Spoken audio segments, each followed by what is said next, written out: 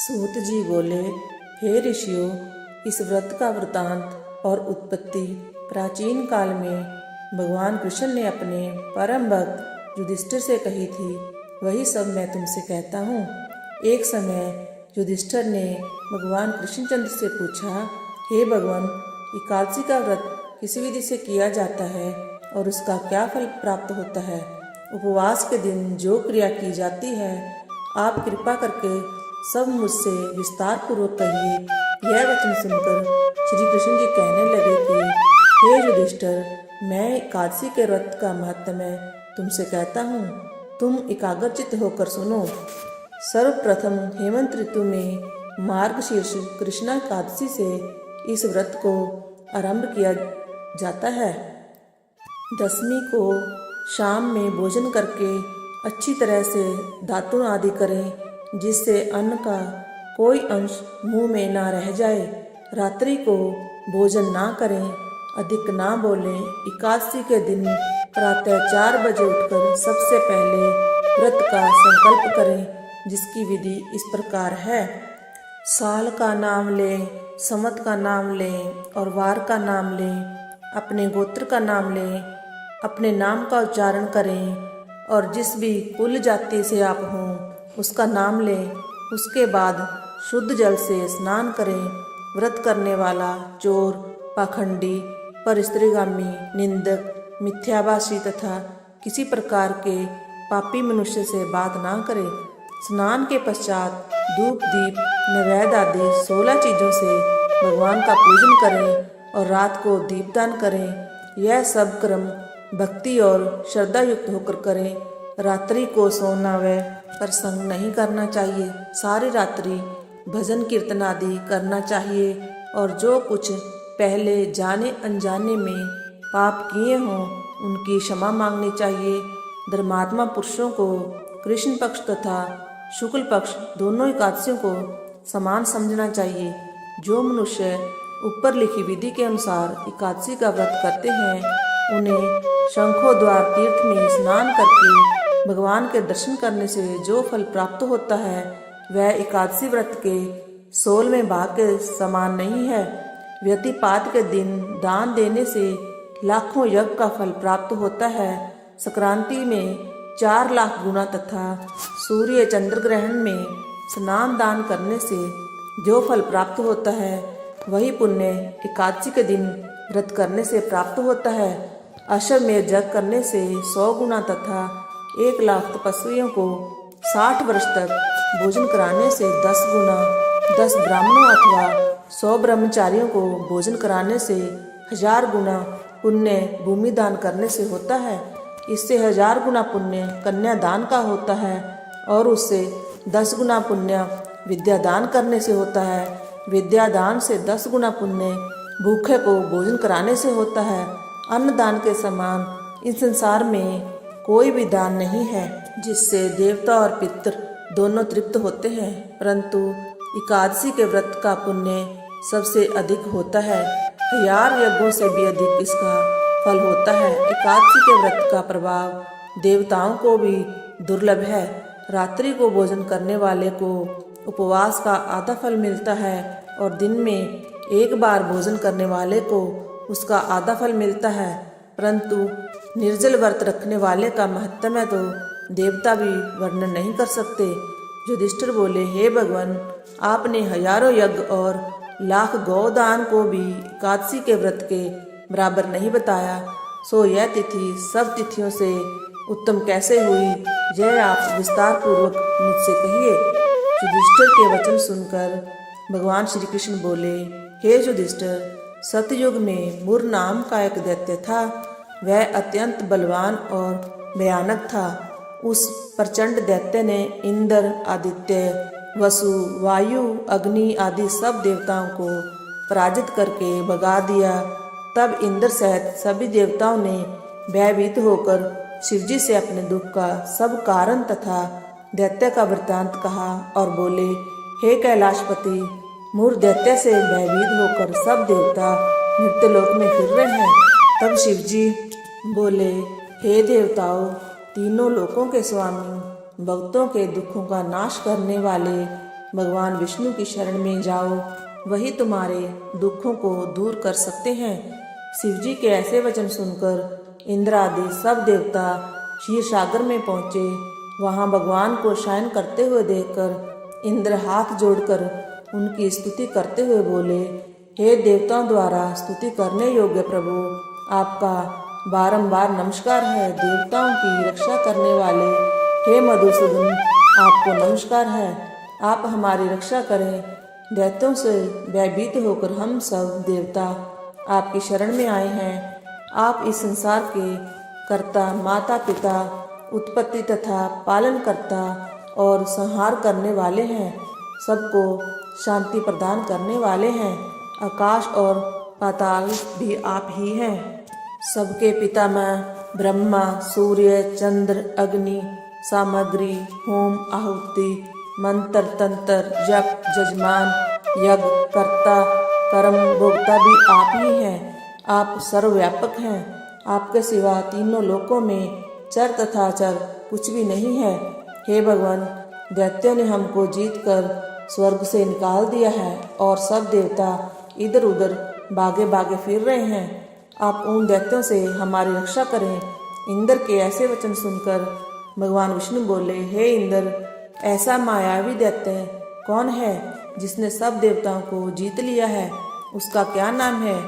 उसमें कितना बल है और किसके आश्रय है तथा उसका स्थान कहाँ? यह सब मुझसे विस्तार पूर्वक कहो। भगवान के ऐसे वचन सुनकर इंद्र बोले, हे सर्वव्यापी भगवान, प्राचीन समय में चंद्रावती नगरी में नाड़ीजंग नाम का एक राक्षस था। उसी के महापराक्रमी और लोक विख्यात मुर नाम के पुत्र ने सब देवताओं को स्वर्ग से निकालकर वहां अपना अधिकार कर लिया है। वह इंद्र, अग्नि, वरुण, यम, वायु, ईश, चंद्रमा, नैत्रत्य आदि सब के स्थान पर अधिकार करके और सूर्य बनकर आप ही प्रकाश करता है। वह स्वयं मेघ बन बैठा है और सबसे अजय है। हे असुर निकंदन, उस दुष्ट को मारकर देवताओं को निर्भय बनाइए। इंद्र के ऐसे वचन सुनकर भगवान विष्णु बोले, हे देवताओं, मैं शीघ्र ही तुम्हारे शत्रु का संहार करूंगा। तुम चंद्रावती नगरी को जाओ। इस प्रकार कहकर भगवान सहित सब देवताओं ने चंद्रावती नगरी की ओर प्रस्थान किया। उस समय दैत्यपति मुरदैत्य सेना सहित युद्ध भूमि में गरज रहा था। उस बलवान असुर की गर्जना सुनकर सब देवता भय के मारे चारों दिशाओं में भागने लगे। जब स्वयं भगवान विष्णु रणभूमि में आए तो दैत्य उनको भी देखकर अनेक प्रकार के अस्त्र शस्त्र तथा आयुध लेकर दौड़े। भगवान ने उनको आते देखकर सर्प के समान अपने बाणों से उनके शरीरों को बींध डाला। अनेक दैत्य उनके हाथों से मारे गए। केवल एक मुर ही जीवित बचा रहा। वह अविचल भाव से भगवान के साथ युद्ध करता रहा। भगवान जो भी तीक्ष्ण बाण उसके शरीर पे मारते, वह उसके लिए पुष्प के समान हो जाते। शास्त्रों के प्रहार से उसका शरीर छिन्न भिन्न हो गया, परंतु वह फिर भी युद्ध करता ही रहा। अब वे आपस में मल्ल युद्ध करने लगे और 10,000 वर्ष तक उनका मल्ल युद्ध चलता रहा, परंतु वह दैत्य भगवान से पराजित ना हुआ। तब भगवान विष्णु युद्ध से थककर बद्रिक आश्रम चले गए। वहां पर एक हेमवती नाम की सुंदर गुफा थी, जिसमें विश्राम करने के लिए वे उसके अंदर प्रवेश कर गए। यह गुफा 12 योजन लंबी थी और उसमें एक ही द्वार था। भगवान वहां जाकर सो गए। वह दैत्य उनको सोया हुआ देखकर मारने के लिए उदित हुआ। वह अभी मारने का प्रयत्न कर ही रहा था कि उनके शरीर से एक अत्यंत प्रभावशाली सुंदर कन्या अस्त्र शस्त्र धारण किए हुए उत्पन्न हुई और दैत्य के सामने आकर युद्ध करने लगी। वह दैत्य उस बलवान कन्या को देख आश्चर्यचकित होकर उसके साथ युद्ध करने लगा।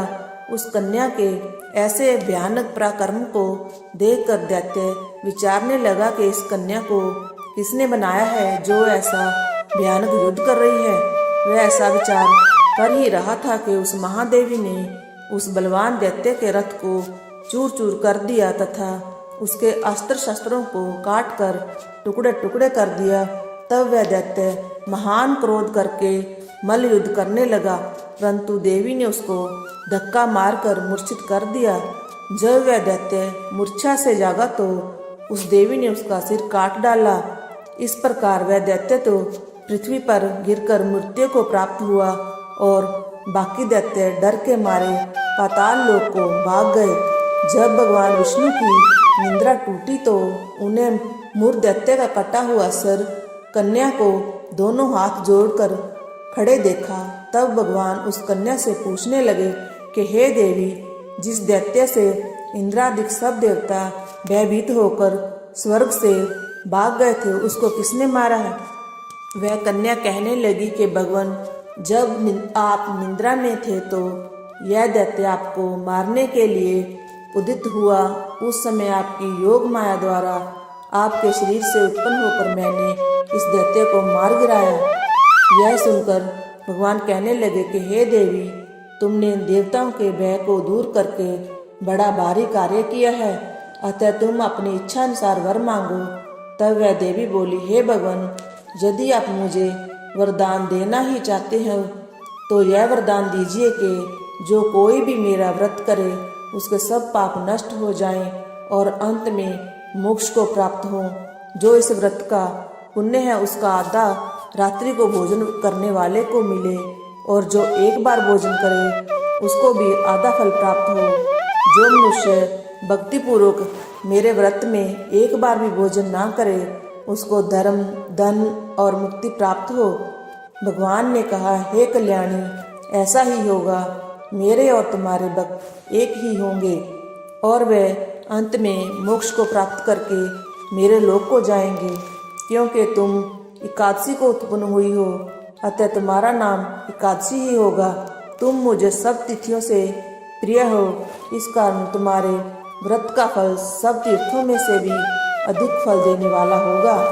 ऐसा कहकर भगवान अंतर्ध्यान हो गए और प्रभु के उत्तम वचनों को सुनकर एकादशी अत्यंत प्रसन्न हुई। भगवान श्री कृष्ण कहने लगे कि हे युधिष्ठिर, सब तीर्थों के फल से एकादशी व्रत का फल सर्वश्रेष्ठ है। एकादशी व्रत करने वाले को मैं मोक्ष पद देता हूँ। शत्रुओं का नाश एवं समस्त विघ्नों को नष्ट करने उसके शत्रुओं का नाश एवं समस्त विघ्नों को नष्ट करता हूँ। यह मैंने तुमको एकादशी की उत्पत्ति का सब वृत्तांत बतलाया है। एकादशी पापों को नष्ट करने वाली तथा सिद्धि की देने वाली है। उत्तम पुरुषों को दोनों पक्ष की एकादशियों को समान ही मानना चाहिए, कोई भेदभाव नहीं समझना चाहिए। जो मनुष्य इस एकादशी के महत्व को पढ़ता अथवा सुनता है उसको अश्वमेध यज्ञ का फल प्राप्त होता है और वह करोड़ों वर्ष तक विष्णु लोक में वास करता है, वहाँ भी उसका पूजन होता है। जो मनुष्य एकादशी महत्म के चौथे भाग को पढ़ता है उसके भी अनेक पाप नष्ट हो जाते हैं। विष्णु धर्म के बराबर दूसरा कोई धर्म नहीं और एकादशी व्रत के समान कोई दूसरा व्रत नहीं। इस प्रकार एकादशी महत्म्य का पहला अध्याय समाप्त हुआ। फलाहार, इसमें गुड़ और बादाम का सागार होता है। कुट्टू के आटे की सामग्री दूध, मेवा और फल भी ले सकते हैं। बोलो एकादशी मैया की जय। ऐसी ही बहुत सारी वीडियोस देखने के लिए चैनल को सब्सक्राइब करें और वीडियोस को लाइक करें।